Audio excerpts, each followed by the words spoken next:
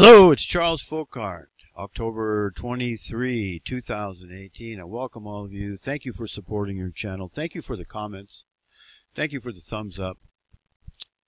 And this video is in the On the Road with Charles Fockaert series, and I think it's number 63. I might be wrong.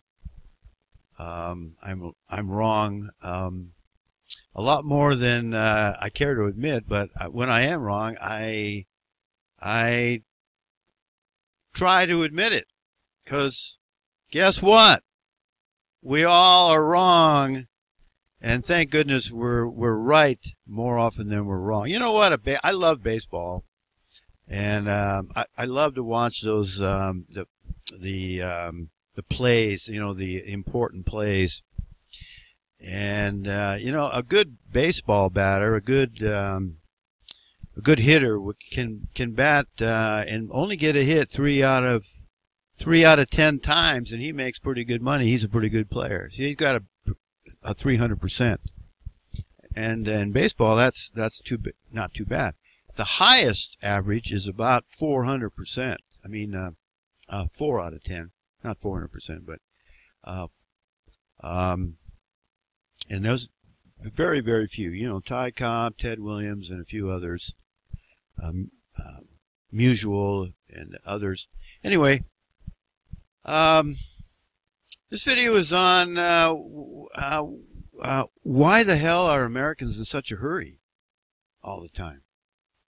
You know, it's hurry up, hurry here, hurry there, hurry up, hurry, hurry, hurry, hurry.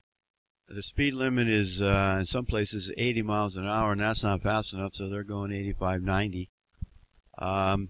I'll give an example here. I'm in Kingman, Arizona, and I was traveling. My understanding is that me and my mechanic buddy, we're going to travel together down to Arizona, which I'm already there in Arizona, but we were going to travel down to a particular area, and I was going to help him, and he was going to help me, and we were going to pretty much form a caravan of sorts, and you know, not exactly follow him on down the road or anything, because my vehicle's a lot slower than his is, but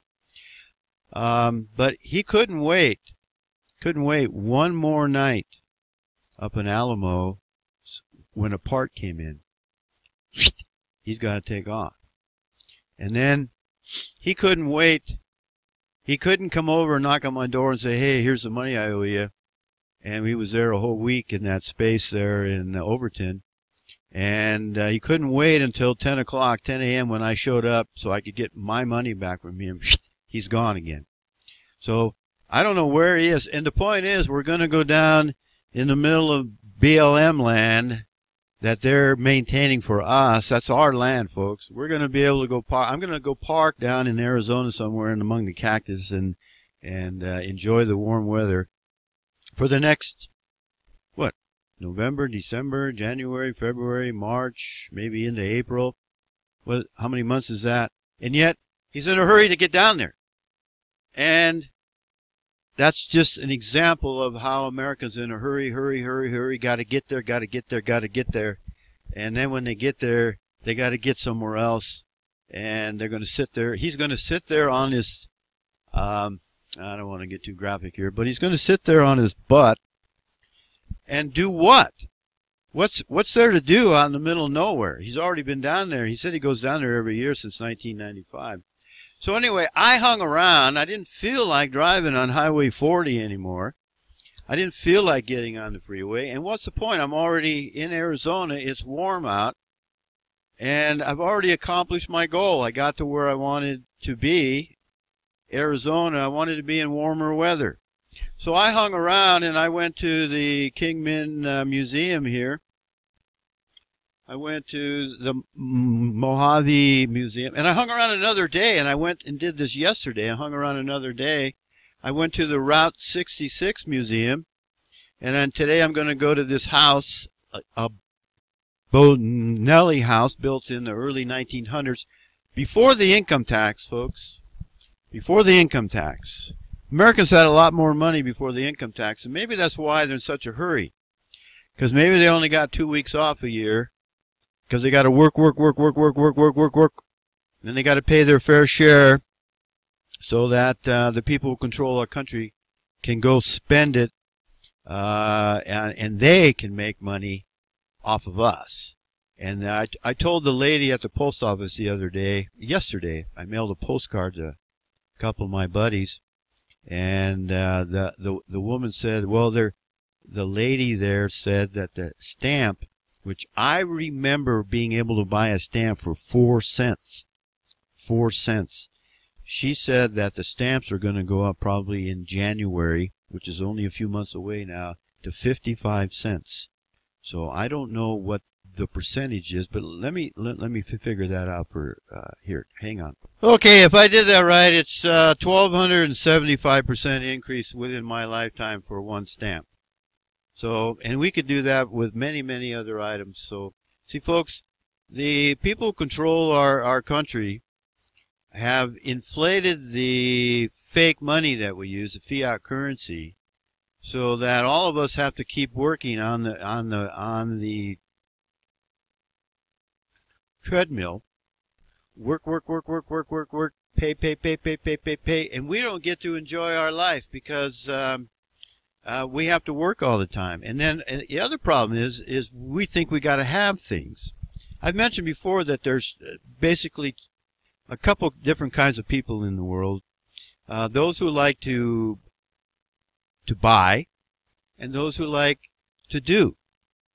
And those who like to buy, for the most part, in general now, have to wait until the end of their life when they retire to be able to enjoy, to be able to do. And I see it everywhere I go. People they made their money. Somehow they were able to accumulate a lot of fiat currency, which is all going to disappear here pretty darn quick, pretty darn soon. And all these IRAs and 401k plans and all this money in these accounts are going to go poof, bye-bye. So their lifestyle's going to drop like a rock, and we're all going to be on the same level. But back to the hurry. So I got my buddy. He's somewhere, probably sitting out in the middle of nowhere, and with what's he going to do down there? He reads. He likes to read a lot of books. So you can read a book sitting right here. See, we could have been discussing things with each other. We could have went to the museum, blah blah blah. But hey, I'm actually kind of glad he took off.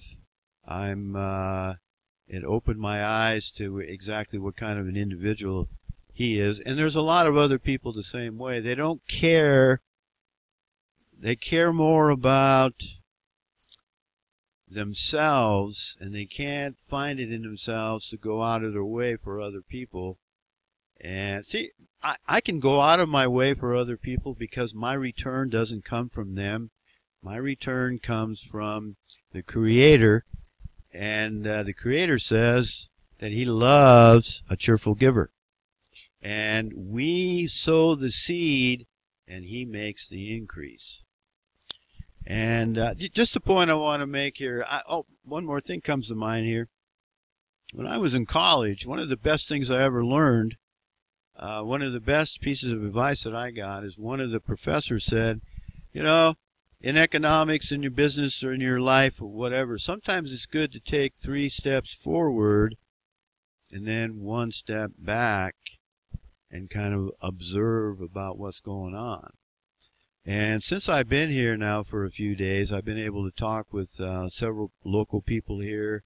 I get an idea about Kingman, Arizona from the people that live here, the fellow in the museum, the fellow I talked to at the laundromat. He actually has a house in Oregon. He has a house up here in Arizona. And we got to talking about a lot of different things. I got his phone number. So I have a contact now here in Kingman, Arizona. I have a contact up there in Salmon, Idaho.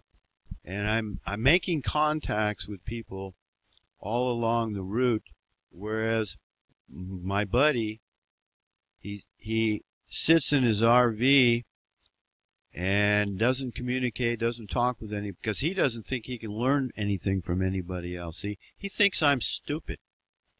He thinks I'm stupid because I don't know as much about mechanics as he does. And I don't know anything about economics, according to him. I'm completely wrong about the flat earth, completely wrong about the holy cost. He said he will never be, I will never convince him, not that I'm trying to convince him. He said, I will never be convinced. I will never believe that the holy cost didn't happen. And I said, even if the evidence indicates it didn't, and that's when he told me to can it. Basically told me to shut up, and that's basically the end of our relationship right there. But, you know, slow down. Take a little more time. Ask people what they think. Get their opinion. Show some interest in who they are. This fellow at the laundromat, you know, didn't have a big $250,000 RV, was washing his clothes in the laundromat. But you know what? I struck up a conversation with him, and he's the kind of guy that I'd like to spend some more time with. He's doing something that he's making some money. Very easy way. Very easy way. I'm not going to reveal it, but he revealed it to me. It's not a big secret, but you know, it's a little bit of information, a little bit of worthwhile information I got out of this guy. His name was Bob, by the way. So the point of the video is, what's your hurry? Slow down. Take 3 steps forward and take 1 step back. And I found, I'm going to end it with this. I found a Thai restaurant. I found a Thai restaurant here in Kingman. That's the best Thai food that I've eaten outside of Thailand since I left Thailand. I lived there for 6 years, so I think I know what good Thai food is. And if you're ever in Kingman, Arizona, make sure you go to this place if you like Thai food.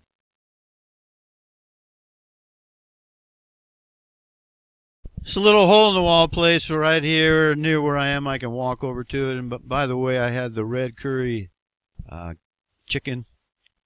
Very good. Hey, I wanted to show you something else I saw in the museum here.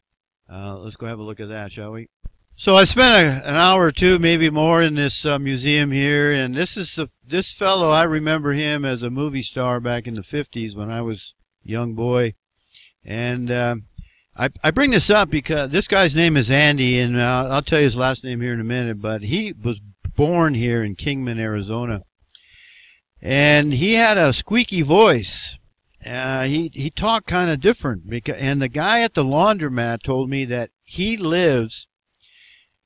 bought the house that Andy Devine lived in when he was a young boy, and he got the squeaky voice from a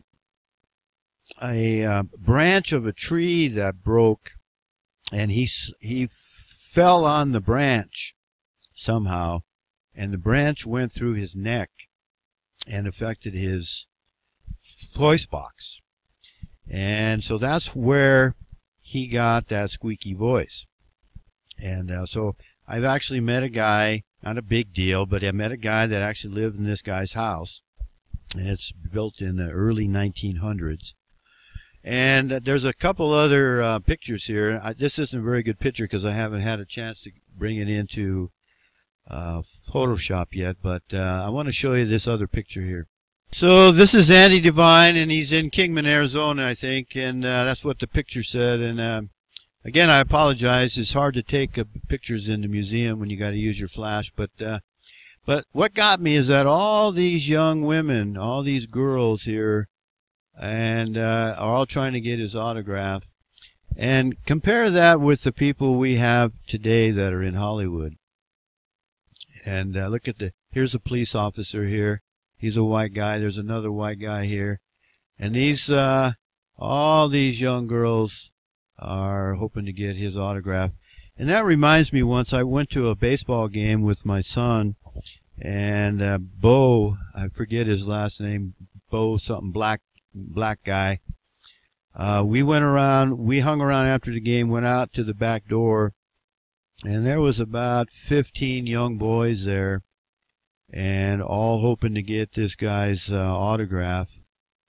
And he came out like the big shot. He had that walk, you know, that swagger with him. He's the man. And he paused there for a few seconds.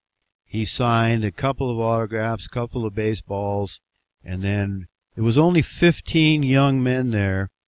And the point I want to make here is this man who's making millions of dollars in his baseball career because a lot of white boys come. I drove all the way from Eureka down to San Francisco to go watch him play because my son was in baseball. And this black athlete couldn't take another 2 or 3 minutes to make sure everybody's baseball card or baseball got signed, and my son didn't get his sign. And I saw the look of disappointment on his face, and I remember that to this day. And you know, my guess is this guy signed every one of those autograph books because he cared more about the other people, and that's why he was so well liked. These black athletes that the white race have made into their idols, folks, they don't give a rat's ass about you. So why do you care about them? Gonna leave it there. The video gets too long. It takes too much time to convert it from in the program up to the MP4. And I do appreciate those of you who support this channel. I enjoy doing these videos. I hope you get a benefit from them. I want to pray for the Creator's blessing on the Caucasian race, that His grace would be upon us all, for we most certainly need it. See you.